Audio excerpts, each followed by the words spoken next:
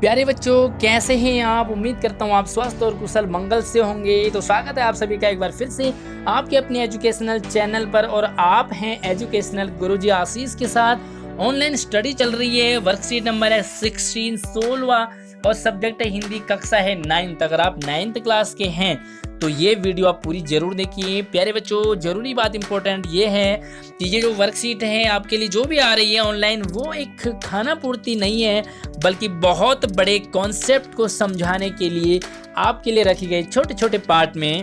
और यही सोच करके मैं आपके साथ इस वीडियो को एक्सप्लेन कर रहा हूँ ताकि आपको एग्जाम में कोई दिक्कत ना आए और आप बहुत बड़े कॉन्सेप्ट को आसानी से आराम से समझ सकते हैं। तो वीडियो को पूरा जरूर देखिए और आगे बढ़ने से पहले वीडियो को लाइक कर दीजिए और शेयर करना बिल्कुल ना भूलिए। ये चैप्टर आपके पास चैप्टर नंबर 2 है, ल्हासा की ओर। जी हाँ, ल्हासा की ओर एक यात्रा वर्णन है और राहुल सांकृत्यायन द्वारा रचित है। ये क्षितिज का भाग यानी कि 9वीं क्लास के लिए है। इससे पहले भी आपने इस चैप्टर को आधा पढ़ लिया है तो पूरा जरूर समझिए। जो प्रत्युष ये गद्यांश से जो भी आपके पास रखा हुआ है ये ल्हासा की ओर पार से लिया गया है। और खास बात यह है कि जो ल्हासा है वो तिब्बत की राजधानी है और पूरा तिब्बत बौद्ध धर्म का अनुयायी है। यानी कि जो पूरा तिब्बत इलाका है, एरिया है, राजधानी है, वो उसमें बौद्ध धर्म को मानने वाले ज्यादा लोग हैं, बौद्ध धर्म को मानते हैं। तो जाहिर सी बात है कि इस अंश में यानी कि आज की वर्कशीट है उसमें तिब्बत के लोगों की जो जीवन शैली है, लाइफ स्टाइल है, उसका वर्णन किया गया, उसको एक्सप्लेन किया गया है। तो आप पूरा जरूर समझिए ताकि आप इस चैप्टर को समझ सको। और इसमें कुछ क्वेश्चंस भी हैं, आप उनके आंसर लिख सको। तिब्बत की जमीन छोटे बड़े जागीरदारों में बटी थी। जागीरदार आप समझते हैं एक बहुत बड़े एक एरिया की खेत हो गया, उसके मालिक होते हैं जागीरदार। तो इन जागीरों का बड़ा हिस्सा मठों के हाथ में था। यानी कि मठ है थोड़ा सा और ऊपर लेवल का हो गया है। अपनी अपनी जागीर में हर जागीरदार कुछ खेती जो है वो खुद करता था। यानी कि जो जागीरदार है वो खुद भी खेती किया करते थे उस जमीन में। इसके लिए उनके पास क्या होते थे, मजदूर होते थे, क्योंकि वो खेती खुद कर रहे हैं तो खेती करने के लिए उनको मजदूरों की जरूरत पड़ती थी।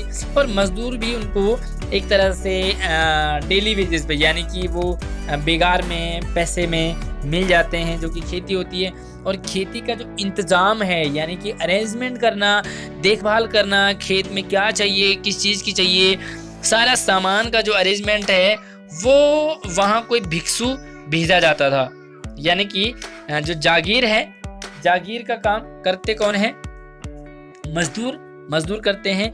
और उन जागीरों को भी देखभाल करने वाला, मजदूरों की देखभाल करेंगे जागीरदार, और उन जागीरदारों की जो खेती का इंतजाम है, पूरा अरेंजमेंट है, वो करेंगे आपके भिक्षु। ठीक है, भिक्षु भेजा जाता था जागीर के आदमियों के लिए। तो जो जागीर के आदमी होते हैं उनके लिए कोई राजा से कम नहीं होगा, क्योंकि भाई वहाँ पर कोई काम नहीं कर रहा हो तो उसे दंड देना या उनसे काम लेना किस तरह से, तो एक राजा जिस तरह से काम करता है उसी तरह से वहाँ उनके लिए क्या होते हैं, जो भिक्षु होते हैं। ध्यान से समझिए। जो सेकर की खेती है कि मुखिया भिक्षु, एक सेकर की खेती है, वहाँ की जो मुखिया है भिक्षु है, यानी कि जो सबसे हेड है, मेन भिक्षु है, उसका नाम क्या है, नमसे। ठीक है, तो ये नमसे क्या है, नाम है। और जो भिक्षु नमसे हैं वो जो लेखक हैं कौन, राहुल सांकृत्यायन, तो उनके फ्रेंड थे। तो लेखक से बड़े प्रेम से मिले। यानी कि एक अच्छा कहते हैं ना, कोई हमें मिलता है और अच्छे से बातचीत करे तो हमें ये लगता है कि वो मतलब अच्छा इंसान था। तो वो लेखक से बड़े अच्छे से मिले। वे बड़े भद्र पुरुष थे। कौन, नमसे। ठीक है, और नमसे कौन है, मुखिया भिक्षु है। तो भद्र पुरुष, भद्र का मतलब होता है दिव्य पुरुष, महान आत्मा जिसे कहते हैं, बहुत अच्छा इंसान जिसे कहते हैं। कि जो नमसे हैं वो बहुत ही भद्र पुरुष थे, बहुत ही अच्छे इंसान थे।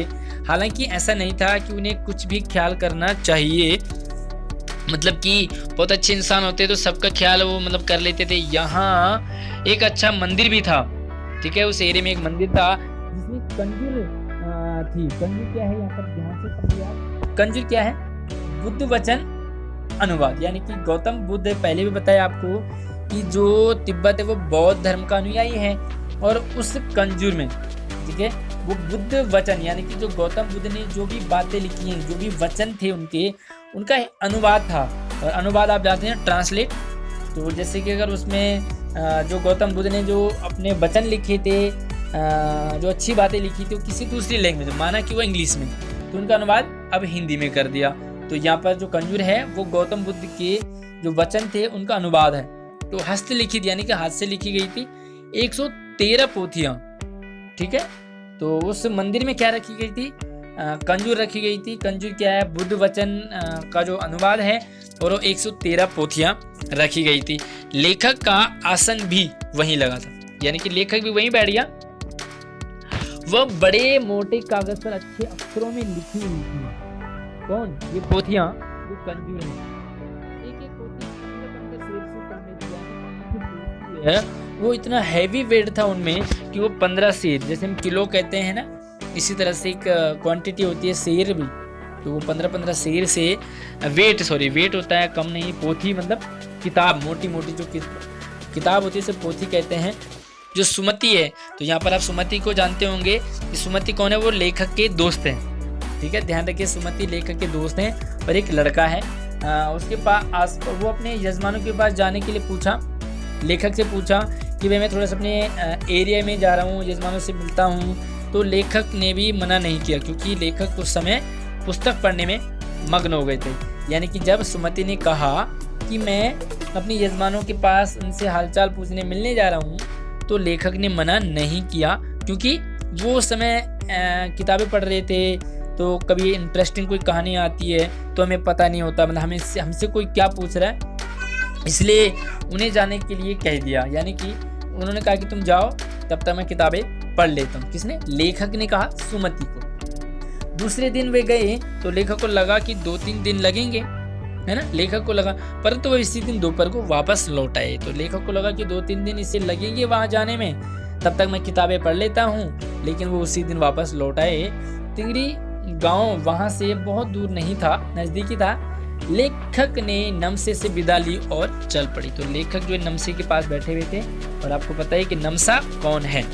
तो चलिए, पहला सवाल ये है कि भिक्षु को कहाँ और क्यों भेजा था, ठीक है।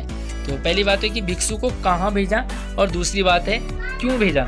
तो यहाँ पर आप ध्यान दीजिए कि लेखक को कहाँ भेजा, भिक्षु को कहाँ भेजा। तो यहाँ पे लिखा आराम से कि वो खेती का इंतजाम देखने के लिए, तो खेती का जो इंतजाम है वो देखने के लिए भिक्षु को भेजा गया था, ठीक है ना। और दूसरा देखो यहाँ पर नमसे कौन थे। तो दूसरा सवाल है नमसे कौन थे तथा वे कैसे व्यक्ति थे। तो यहाँ पर आप देख सकते हैं, थोड़ा सा अपने आंसर को एज इट इज उतार के नहीं लिखना, बल्कि यहाँ पे देखो कि जो नमसे थे वो कौन थे। तो यहाँ पर देखिए जो नमसे थे वो कौन थे? खेती करने के लिए जो मुखिया भिक्षु है ना। तो खेती जो सेकर की खेती के मुखिया भिक्षु हैं वो थे नमसे। और जो नमसे हैं वो कैसे व्यक्ति थे? तो यहाँ पर देखो कैसे, वो सभी से प्रेम से मिलने वाले व्यक्ति थे, बड़े भद्र पुरुष थे, अच्छे इंसान थे। तो इस तरह से आप इसका आंसर लिखेंगे, थोड़ा सा अपनी तरफ से एक बना करके लिखें कि वो अच्छे इंसान थे, सबसे प्रेम से मिलने वाले थे, प्यार से बात करने वाले थे। तीसरा सवाल है कि लेखक क्या करने में मग्न हो गए। तो यहाँ पर जब सुमति ने कहा कि मैं अपने जजमानों से मिलने जा रहा हूँ, तो उन्होंने मना नहीं किया, क्योंकि लेखक क्या हो गए थे? पुस्तक पढ़ने में मग्न हो गए थे। लेखक पढ़ाई करने में, पुस्तकें पढ़ने में, स्टोरी पढ़ने में वो बड़े मग्न हो गए थे। अगला सवाल है कि मंदिर में क्या रखा हुआ था। तो देखो मंदिर में क्या रखा हुआ था, ऊपर आराम से यहाँ पर बात की है, ये देखो ऊपर आप देख सकते हैं कि पोथियां, मंदिर था एक अच्छा सा, और उस मंदिर में क्या रखे गए थे? कंजूर, ठीक है, कंजूर रखे गए थे। या आप यहाँ कह सकते हैं कि उस कंजूर की 113 हस्तलिखित पोथियां रखी हुई थी। थोड़ा सा कंजूर को आप एक्सप्लेन करेंगे अगले सवाल में। यहाँ पे लिखा हुआ कि कंजूर किसे कहते हैं, है ना। तो पांचवा सवाल है कंजूर किसे कहते हैं। तो अब आप कंजूर बता सकते हैं कि कंजूर कौन थे। एक टाइप के मतलब हस्तलिखित पोथियां हैं जो कि बुद्ध के वचन हैं अनुवाद में। जो गौतम बुद्ध ने जो वाक्य लिखे थे, जो ज्ञान की बातें लिखी गई थी, उनका अनुवाद कंजूर है। तो प्यारे बच्चों, उम्मीद करता हूँ आपको ये वीडियो समझ आई होगी, पूरे चैप्टर का कॉन्सेप्ट भी आपको समझ आया होगा। यहाँ पर तिब्बत की जीवन शैली के बारे में बताया है। वीडियो को लाइक करके शेयर करें और कोई डाउट हो तो हमें कमेंट कर सकते हैं। कैसी लगी आपको वीडियो जरूर हमें कमेंट में बताइए। धन्यवाद।